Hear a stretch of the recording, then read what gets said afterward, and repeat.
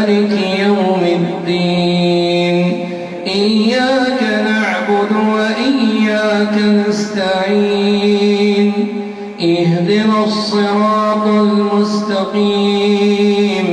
صراط الذين أنعمت عليهم غير المغضوب عليهم ولا الضالين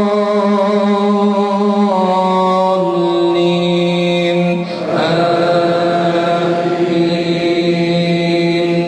ولولا فضل الله عليكم ورحمته في الدنيا والآخرة لمسكم فيما أفضتم فيه عذاب عظيم إذ تلقونه بألسنتكم وتقولون بأفواهكم ما ليس لكم به علم وتحسبونه هينا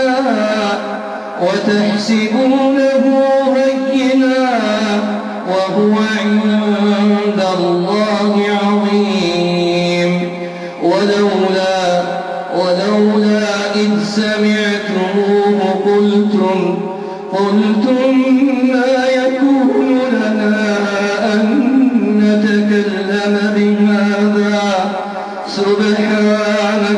سبحانك هذا بهتان عظيم يعظكم الله أن تعودوا لمثله أبدا إن كنتم مؤمنين ويبين الله لكم الآيات والله عليم حكيم. إن الذين يحبون أن تشيع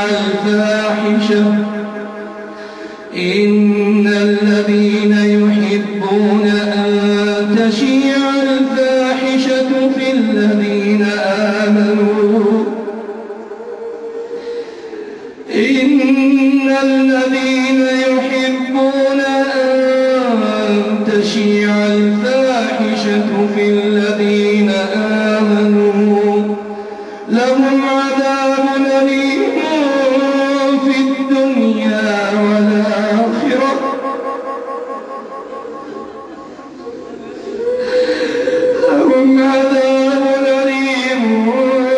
الدنيا والآخرة والله يعلم وأنتم لا تعلمون. ولولا فضل الله عليكم ورحمته وأن الله رؤوف رحيم. الله